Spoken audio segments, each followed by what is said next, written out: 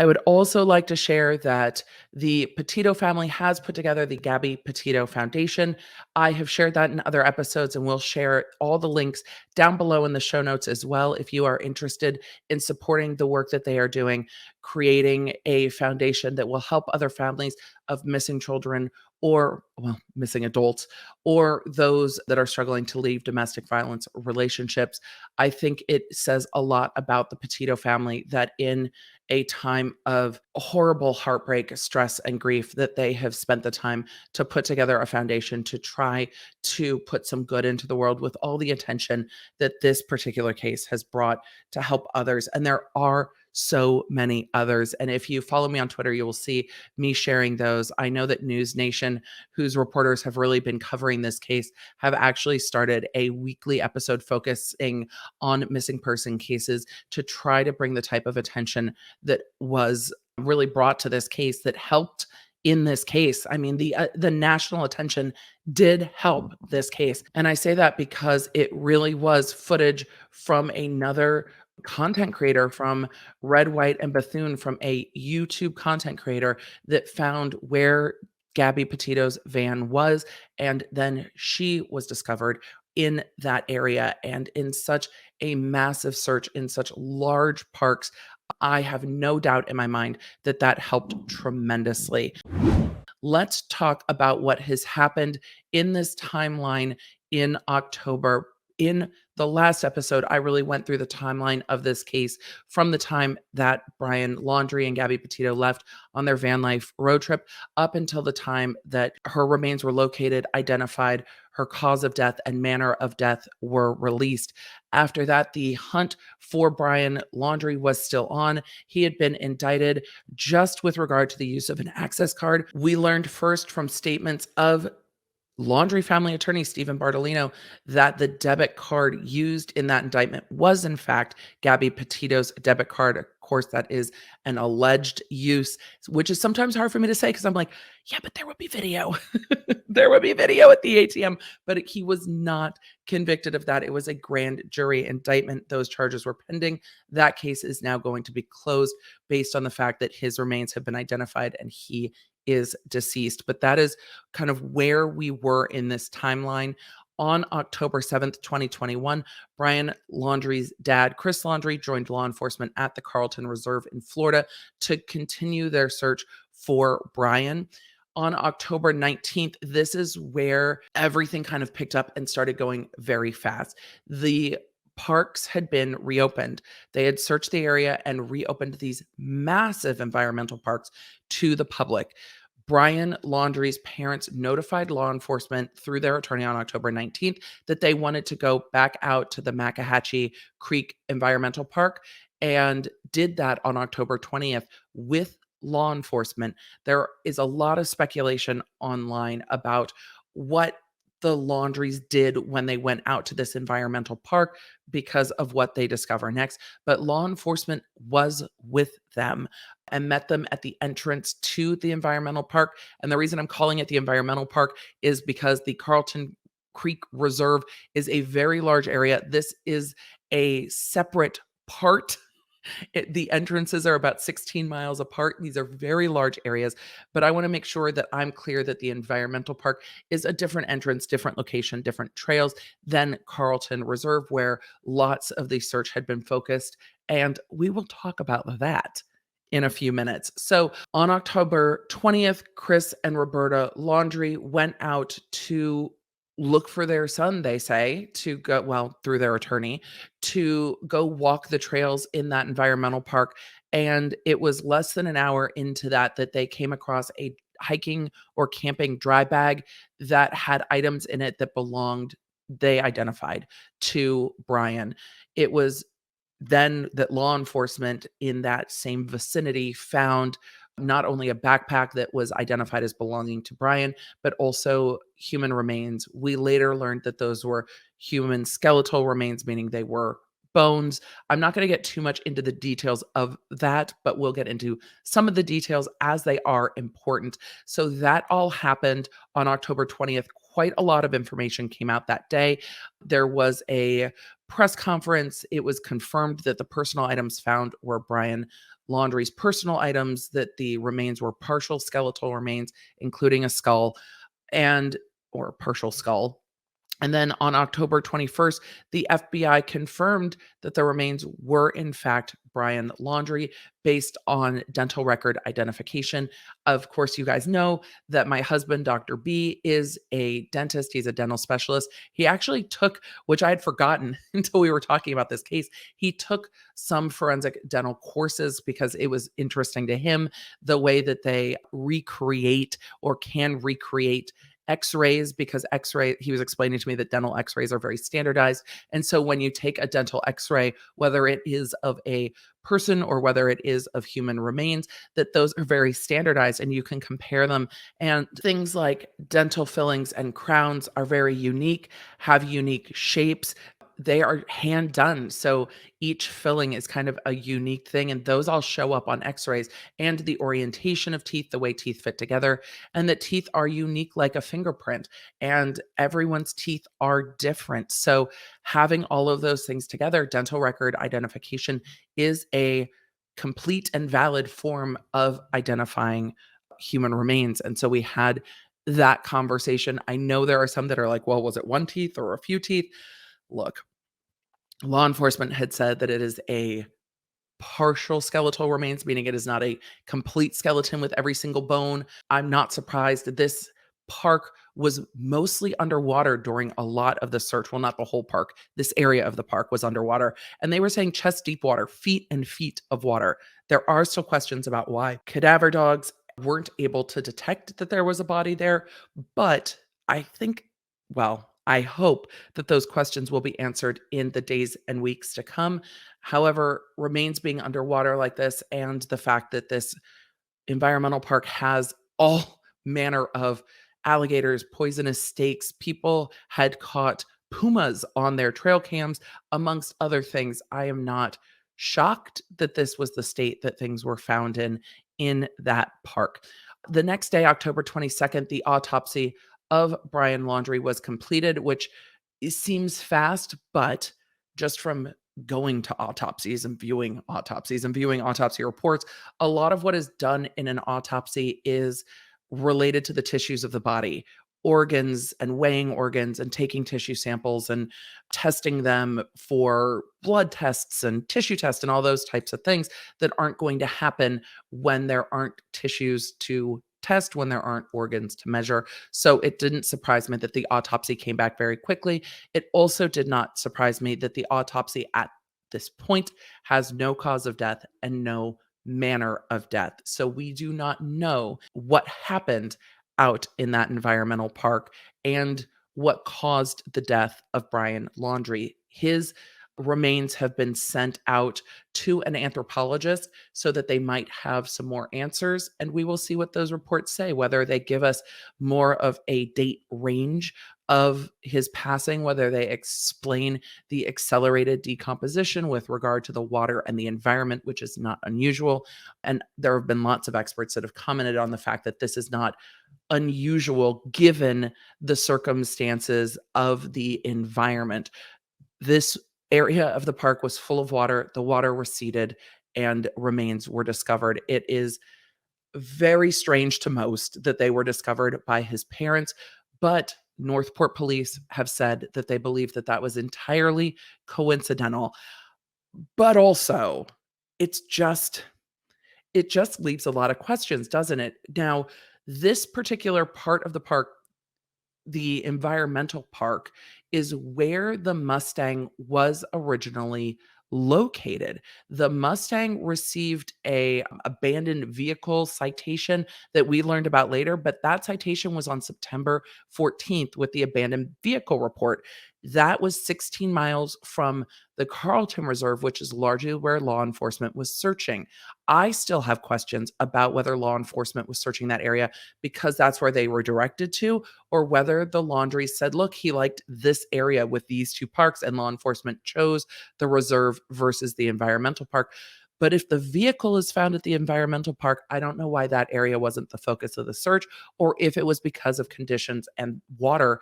And I hope that that becomes clear in the days to come. We do know that on September 15th, the Laundries picked up the vehicle and took it back to their home.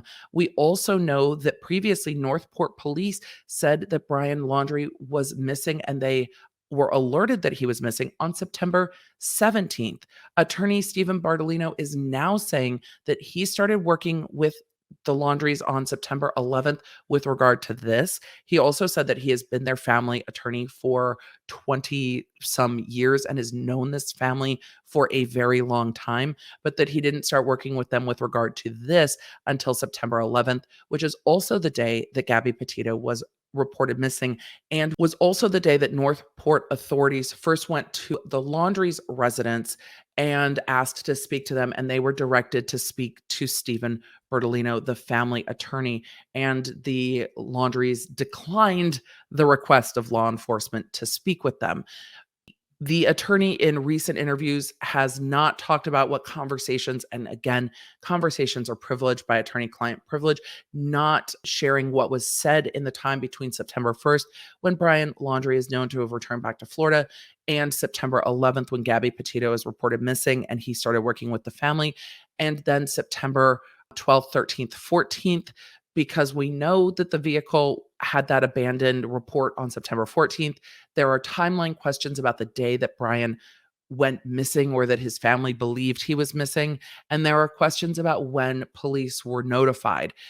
The Laundries first told police on the 17th, based on Northport police. They told the police on the 17th that they hadn't seen Brian since September 14th, though now they say September 13th.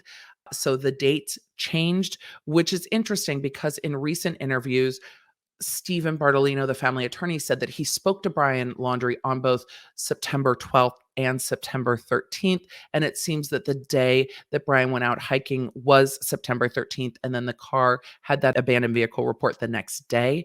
But the attorney now says that he told the FBI Brian was missing on September 13th. Well, if somebody goes out for a hike, what did you wait 3 hours and then be like, "Oh, they're missing?" Like, why was that determination made the same day? Like, at what time? I have so many questions about this because if he went hiking on the 13th, what made them believe that they needed to call the FBI and say he's missing when it hadn't even been overnight? You know what I'm saying? The timeline doesn't add up. And we know from an interview with Northport Police with Brian Enton that Northport Police is questioning the timeline that attorney Stephen Bertolino has put out there. I think that we will see this in police reports with public records requests in the weeks and possibly months to come after this, because yes, the hunt and the search for Brian Laundrie is done. Yes, the case with the access card in Wyoming will be closed based on the fact that he passed. They will be waiting for a death certificate to close that case so they can officially close the grand jury indictment.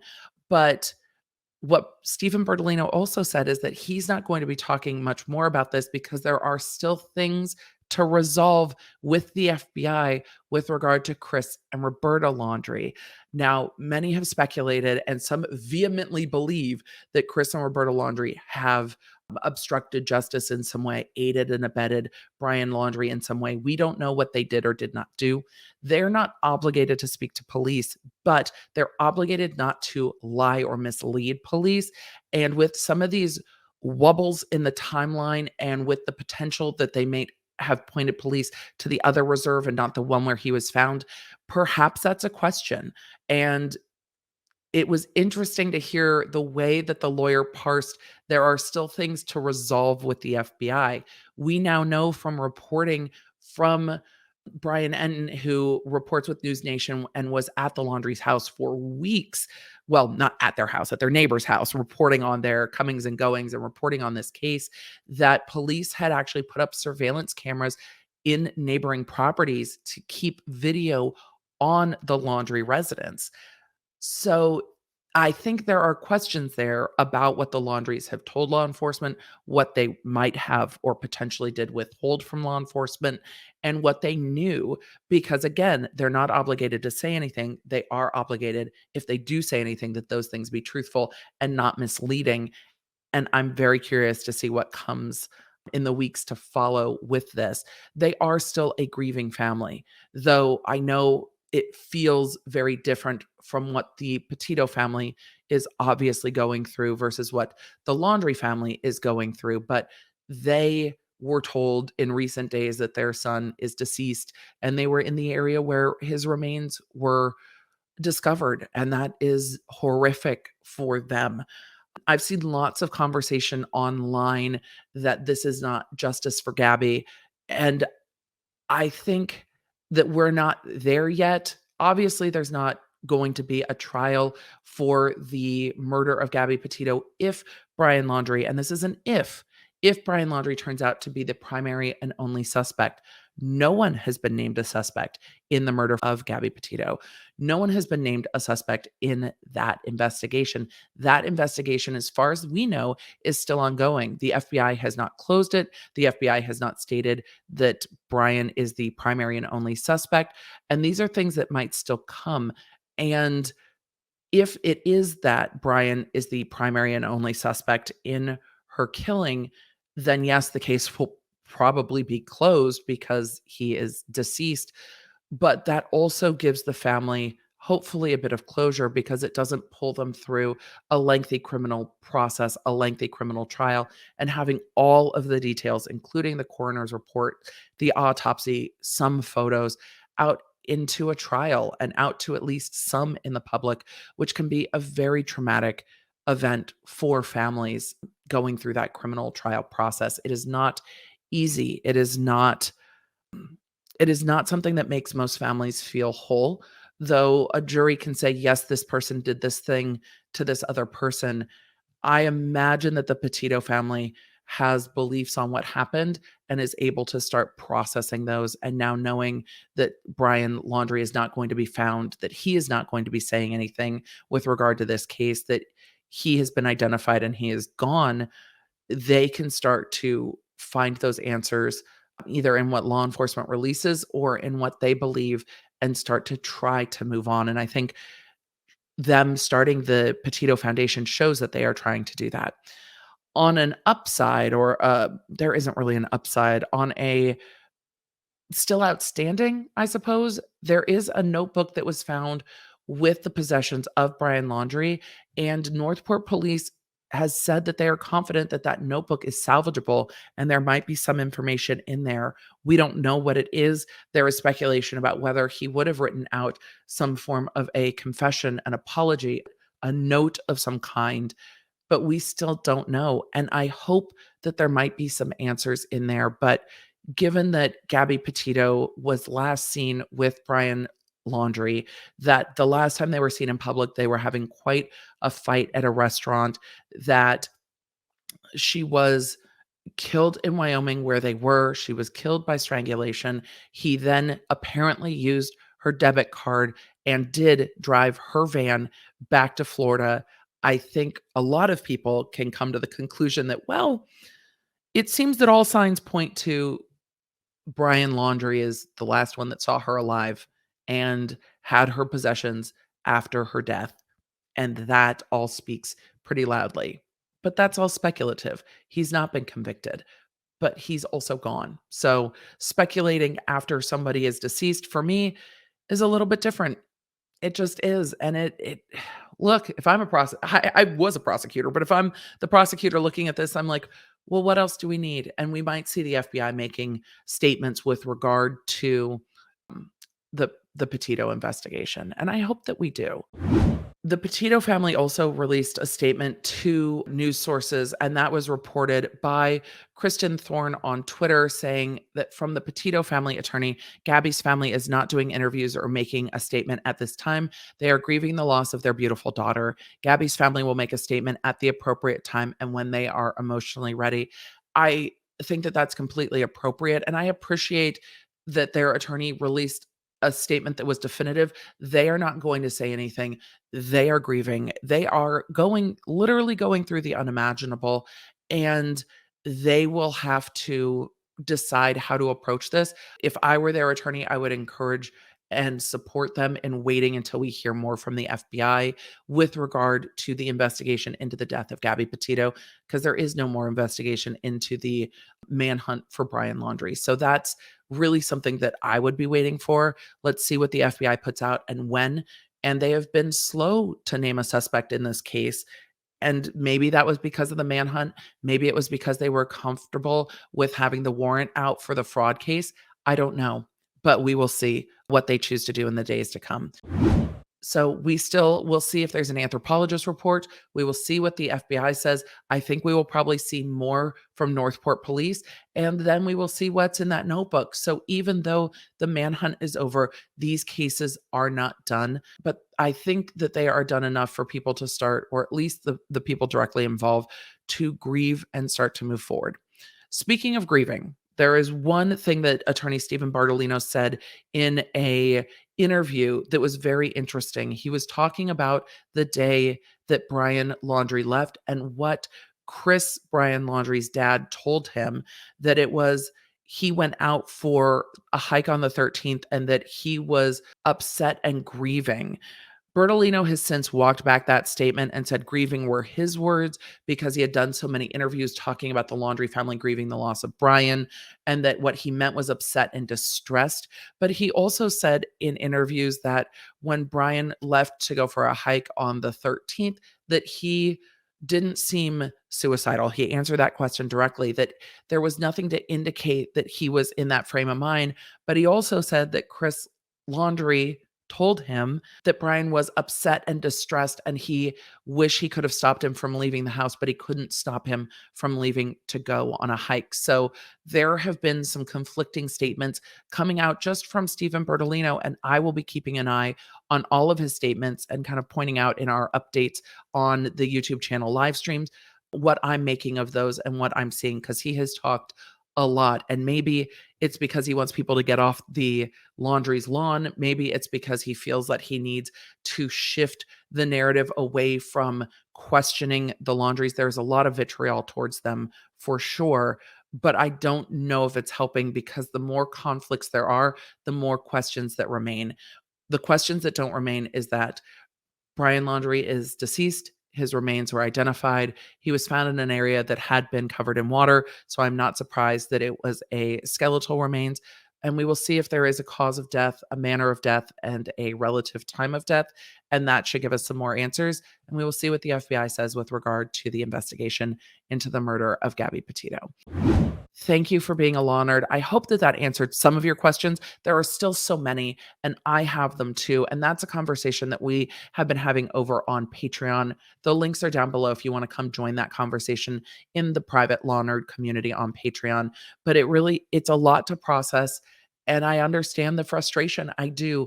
I don't think that anything untoward happened with the Laundries discovering the items with regard to their son in that environmental park. I think it is a coincidence. I don't think Northport Police was overstepping when they said this seemed like a coincidence. I am grateful, silver lining, I guess, that law enforcement was with them to close some of those questions, but we'll see what we learn in the days to come. Thank you for being here. Thank you for being a Law Nerd. Raise a glass with me. May your Wi-Fi be strong. May your toilet paper be plentiful. May your family be well. And may the odds be ever in your favor. Thank you for being a Law Nerd. I'll talk to you in the next one, friend. Connect with me everywhere. I'm at the Emily D. Baker. If you guys want to join the text, just text Emily.com. If you want to join the channel, lawnerdsunite.com. Happy to have you. Support what we do here on the YouTube.